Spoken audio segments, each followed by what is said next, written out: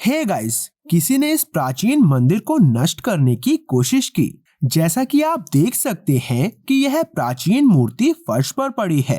यह एक उग्र देवी काली की मूर्ति है और 20 नवंबर 2020 को ऐसा कहा जाता है कि स्थानीय लोगों ने रात के समय अजीब आवाजें सुनी और जब सुबह अधिकारी आए, उन्होंने पाया कि मूर्ति इस स्थिति में थी। उन्होंने इसे महज एक हादसा बताकर खारिज करने की कोशिश की है। पुलिस का कहना है कि कुछ भी चोरी नहीं हुआ, तो कोई भारत के एक बहुत ही दुर्गम गांव में क्यों आया और इस मूर्ति को तोड़ दिया।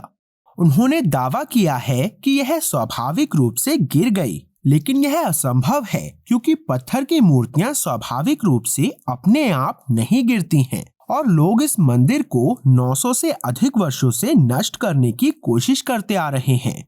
मंदिर में प्रवेश करते ही मुझे कुछ अजीब सा लगा। सामने की सभी नक्काशियों को जानबूझकर हटा दिया गया है।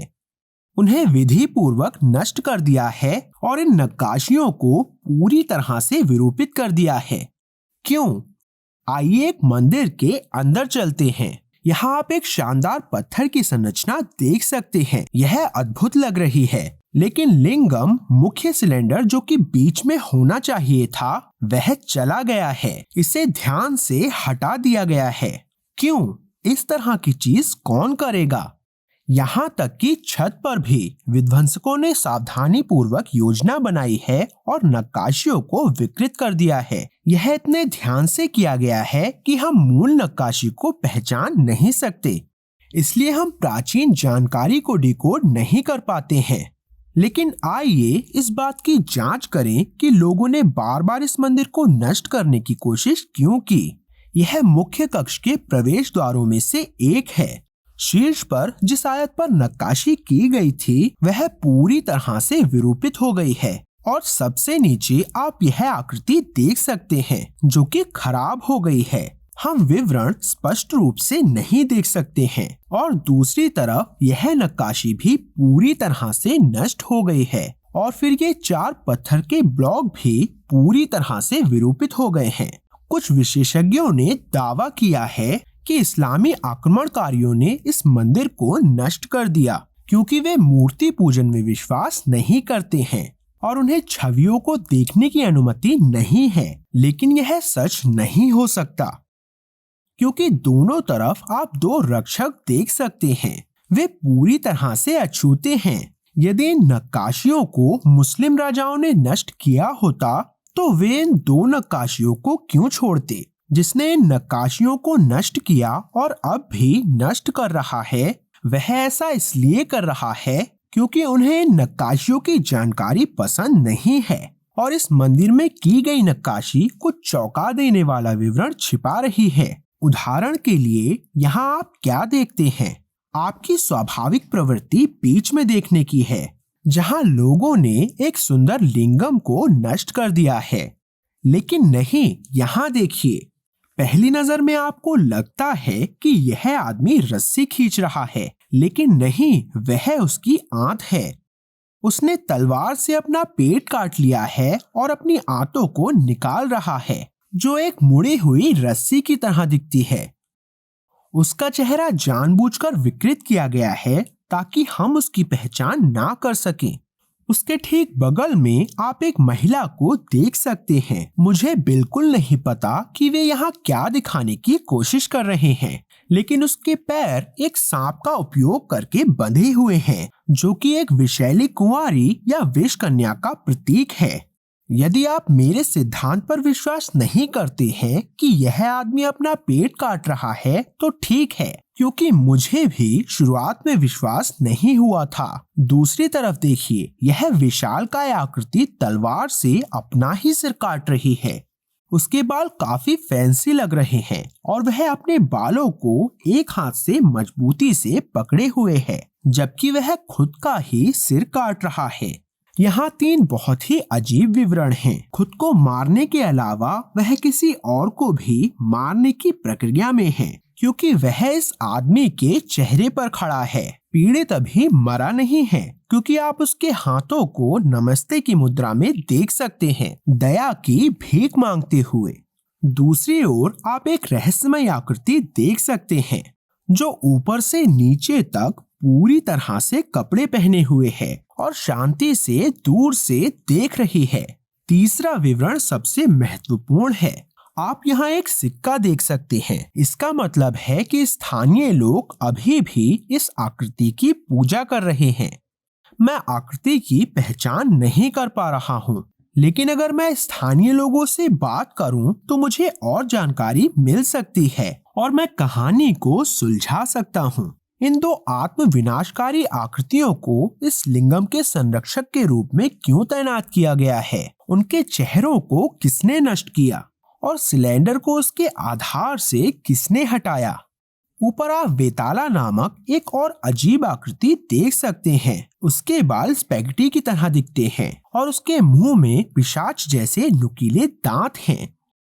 ऐसा कहा जाता है कि अगर आप 5 सेकंड के लिए बिना पलक झपकाए उसका चेहरा देखते हैं और उसे घूरने के लिए माफी नहीं मांगते हैं तो वह रात में आपको बुरे सपने देगा।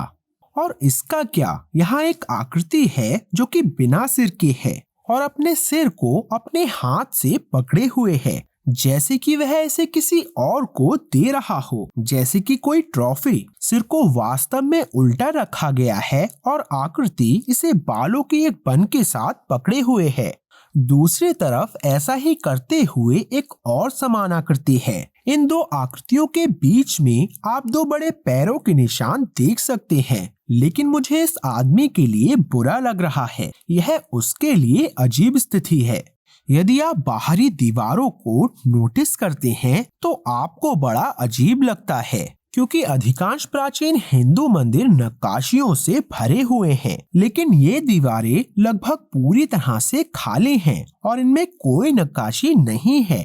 हो सकता है कि मूल नक्काशी को नष्ट कर दिया गया हो और फिर चट्टानों को पॉलिश किया गया हो, ताकि यह आभास हो कि यह हमेशा खाली रहा है। लेकिन एक नक्काशी बाकी है। आइए उस पर एक नजर डालते हैं। उसका चेहरा पूरी तरह से नष्ट हो गया है। क्यों?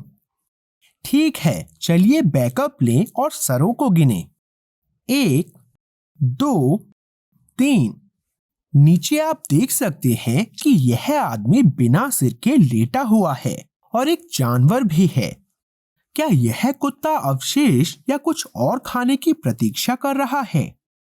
गहरे अंधेरे कक्षों के अंदर बहुत सी अजीबोगरीब नक्काशियां हैं। उनमें से लगभग सभी विस्मय और भय की भावना लाती हैं।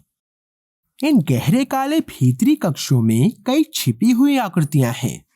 मूल काली की मूर्ति इस तरह दिखती थी। इसमें नुकीले दांत थे और यहाँ चारों ओर उकेरी गई इन कंकाल की आकृतियों द्वारा इसकी रक्षा की गई थी। अब काली की प्रतिमा को पुनर्स्थापित कर दिया गया है और यह कुछ इसी तरह दिखती है।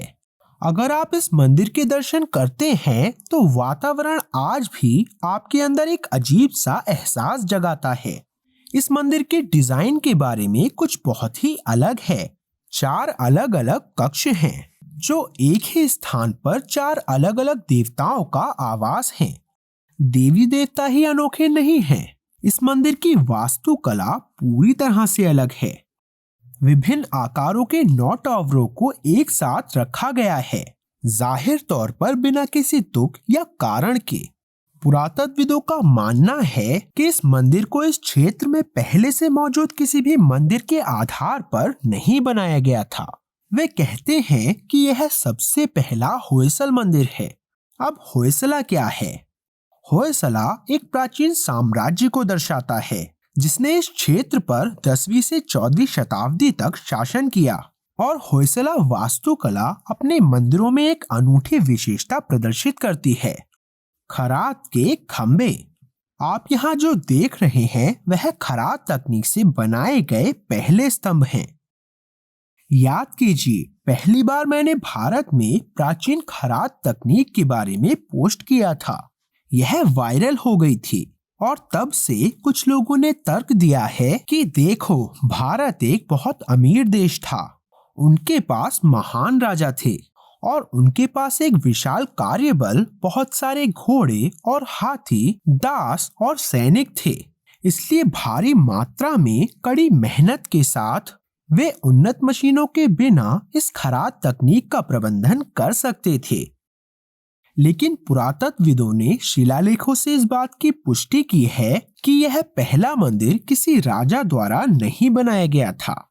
इसे कुल्हाना राहुता नाम के एक व्यापारी ने बनवाया था। तो एक साधारण आदमी जिसके पास रसद और विशाल श्रम शक्ति तक पहुंच नहीं थी, उसने पहले खराद स्तंभ कैसे बनाया? यही कारण है कि कुछ पुरातत्वविद इस मंदिर को प्री होयसला कह रहे हैं। मतलब उन्हें नहीं लगता कि होयसला साम्राज्य का इससे कोई लेना देना था। उन्हें लगता है कि होयसला राजा इस मंदिर से इतने प्रभावित हुए कि उन्होंने कुछ पहलुओं को उधार लिया, जैसे कुछ खराद के खंबे और यहाँ तक कि लोगो भी हो सकता है। लेकिन सभी डरावनी और आत्मविनाशकारी नक्काशियों को छोड़ दिया।